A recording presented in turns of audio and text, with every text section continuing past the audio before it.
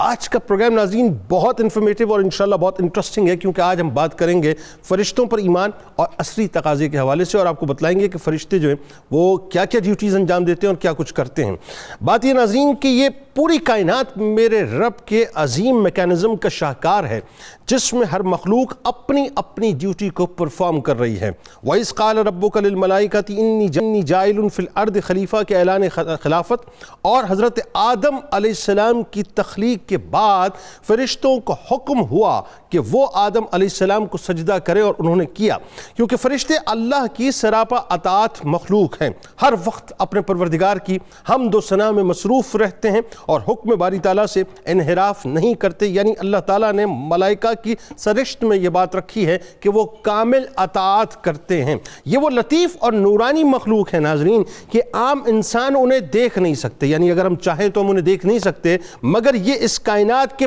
پورے نظام کے کیریئر ہیں۔ قرآن و حدیث میں یہ بات بار بار ذکر کی گئی کہ اللہ تبارک و تعالیٰ نے انسانوں کو مٹی سے، جنات کو آگ سے اور فرشتوں کو نور سے پیدا کیا ہے۔ اللہ تعالیٰ نے فرشتوں کی تخلیق اس طرح کی کہ وہ اللہ تعالیٰ کی نافرمانی نہیں کرتے، وہ کام جو کہ ان کے ذمہ دیا گیا یا جو کام ان کے ذمہ دیے گئے ہیں وہ اسی میں بس آٹو پر لگے رہتے ہیں۔ زندگی، موت، رزق، روزی، بارش، حفاظت، زلزلے، طوفان، یعنی کائنات کا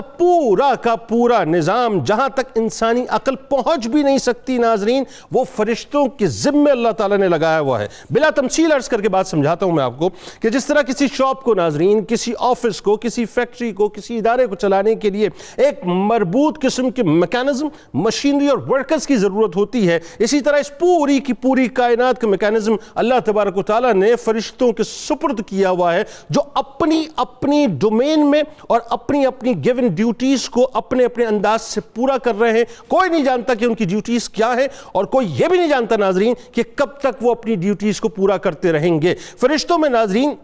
کچھ جلیل القدر فرشتے بھی ہیں، کچھ فرشتے عرش اٹھانے والے ہیں اور کچھ فرشتے اس کے گرد گھومنے والے ہیں، کچھ جنت اور جہنم کے نگران فرشتے ہیں، کچھ وہ فرشتے ناظرین جن کے سپرد دنیا کے انتظامات دیے گئے ہیں۔ پھر ان کی بہت سی قسمیں ہیں۔ ارشاد باری تعالیٰ ہے کہ وہ اپنے رب سے جو ان کے اوپر ڈرتے رہتے ہیں اور جو حکم انہیں دیا جاتا ہے اسے بجا لاتے ہیں۔ نیز ناظرین انسان کا پیدائش سے لے کر موت تک ملائکہ کے ساتھ ایک گہرا تعلق اور گہرا رابطہ رہتا ہے۔ جب انسان جنین کی شکل میں رحم مادر میں ہوتا ہے تو اللہ تبارک و تعالیٰ ایک فرشتہ اس کے پاس بھیجتا ہے اور اسے اس کا عمل، اس کا رزق، اجل اور نیک بخت ہوگا یا بدبخت لکھنے کا حکم دیتا ہے۔ انسان کی زندگی کے ایک امر میں فرشتوں پر ذمہ داری اور اس کا عمل دخل ہوتا ہے ناظرین، یہاں تک کہ انسان کے مرنے کے بعد بھی فرشتوں کا کام ختم نہیں ہوتا، بلکہ من ربوں کا، ما دینوں کا، من نبیوں کا کے سوالات کی صورت میں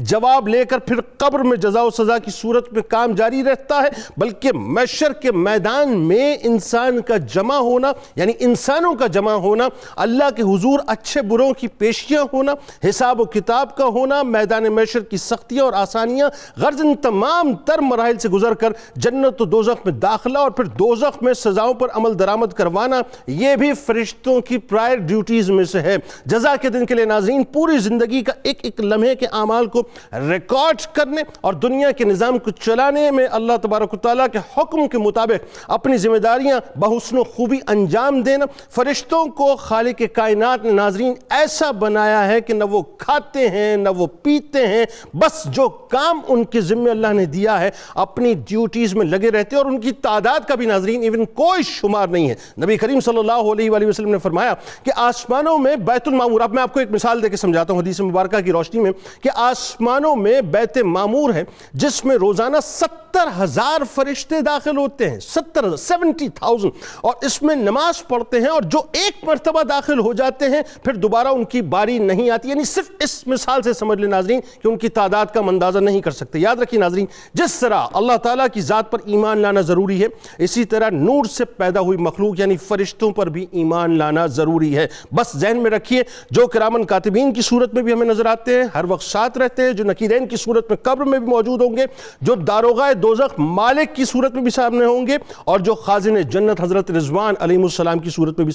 شامل ہوں گے. بس 4 فرشتے ایسے ہیں, حضرت جبرائیل علیہ السلام, حضرت میکائیل علیہ السلام, حضرت اسرافیل علیہ السلام, حضرت عزرائیل علیہ السلام. آج ناظرین انشاءاللہ آپ کو ان کے بارے میں بتلائیں گے کہ اللہ تبارک و تعالیٰ نے ان کو کیا مراتب عطا کیے.